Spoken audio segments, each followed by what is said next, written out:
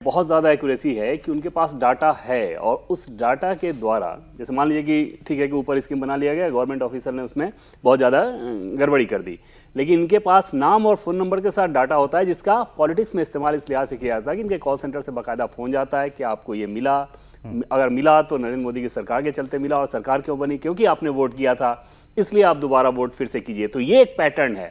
तो उस हिसाब से लाभार्थियों का जो डाटा है इनके पास परफॉर्मेंस के लिहाज से, वो लगभग आप उसको एक्यूरेट कर सकते हैं। कुछ विसंगति हो सकता है, कुछ केसेस में आ जाए, लेकिन वो बहुत हद तक बेहतर है, क्योंकि ऐसा नहीं होता कि सिर्फ आपने स्कीम दे दिया, कागज पे हो गया, कागज पे रिपोर्ट आ गई, वेरीफाइबल है, वो लगातार वेरीफाई किया जाता है नंबर के साथ। मैंने तो देखा है वो सारे एड्रेस करता है। ऐसे ऐसे सांसद हैं सौरभ, जिनके क्षेत्र में अगर 5 लाख 4.5 लाख लाभार्थी हैं, तो एक एक नाम के बाद उन्होंने लेटर लिख के बताया था कि आपको ये इस ये बताइए, इन नतीजों के बाद बीजेपी में कहीं आपने ये मर्मरिंग या ये बात सुनी, यार इतना काम करने के बाद भी नहीं हम लोग आए, इसकी हताशा या ये सेंटिमेंट देखा कहीं? देखिए, वो एक झटका तो फील होता ही है कि यार इतना कुछ किया जा रहा है, फिर ऐसा कैसे हो गया। क्योंकि शुरू से हम लोग सौरभ बात कर रहे हैं कि चाहे ऊपर जो कुछ भी कहा जाए, बीजेपी का सिस्टम इन नतीजों के लिए बिल्कुल तैयार नहीं था। वो एक झटका है और बड़ा झटका है। उस झटके के कारण की अलग अलग व्याख्या हो रही है स्टेट के हिसाब से, अलग अलग राज्यों में, लेकिन वो झटका है। और करने के हिसाब से अगर आप सौरभ देखें तो इस नैरेटिव में बीजेपी बहुत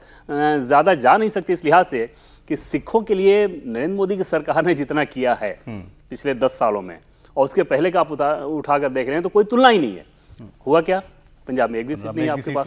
तो उस लेकिन इस वजह से उनके लिए काम करना नहीं छोड़ रहे, वो संभव नहीं हो सकता। वो सरकार जब आप आती है तो आपको करना ही होगा। ये भी समझना पड़ेगा कि जो ये कॉम्पिटिटिव पॉलिसीज है, अब सिर्फ मोदी जी नहीं कर रहे, अब हर सरकार कर रही है, हर स्टेट गवर्नमेंट ये फ्रीबीज दे रही है, हर स्टेट गवर्नमेंट में ऐसी पॉलिसीज आ रही है खटाखट। इसीलिए इनफैक्ट उसका इम्पैक्ट हुआ क्योंकि लोगों को भरोसा है कि बाकी सरकारें भी करेंगी। जो आपने खुद ही बात कही कि लोगों को लग रहा है ये हमारे बेसिक राइट्स है, ये तो करना ही है, सरकार तो ये करेगी ही, ये तो हम पे एहसान नहीं है, ये नहीं करेंगे तो जो आएगा दूसरा आएगा, दूसरा करेगा। इसलिए वो जो वोटर है वो इसके बियॉन्ड भी सोचेगा, और वही मुझे लग रहा है कि अभी से ही प्राइम मिनिस्टर, बेशक वो विकास का काम चलता रहेगा, ये फ्रीबीज का काम चलता रहेगा, लेकिन साथ में मुझे लगता है एडिशनल भी कुछ आगे देना पड़ेगा इस गवर्नमेंट को।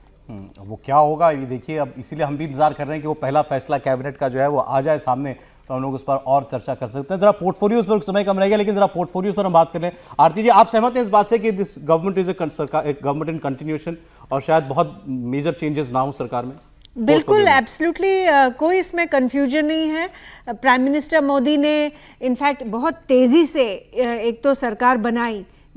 अगर ऐसी कोई इशू होता एलाइज के साथ, किसी बात पे भी डिस्प्यूट एंड डिसएग्रीमेंट होता, हम देखते कि बहुत लंबा समय लग जाता है सरकार बनाने में, वैसा कुछ हुआ नहीं। दूसरा, पोर्टफोलियोज सोचने में भी टाइम लगता है। इसका मतलब कि प्री डिसाइडेड है कि ये सरकार जो है कंटिन्यूटी की रहेगी, इसमें ज़्यादा फेरबदल नहीं करेंगे। आपको याद होगा प्राइम मिनिस्टर लगातार अपनी कैंपेनिंग में बोलते रहे कि 100 डेज का प्लान ऑलरेडी है उनके पास, तो उसके लिए कंटिन्यूटी भी ऑब्वियसली ज़रूरी है कि वही लोग जिन्होंने उस 100 डे प्लान पे काम किया होगा उन्हीं को वो जिम्मेवारियां सौंपी जाए।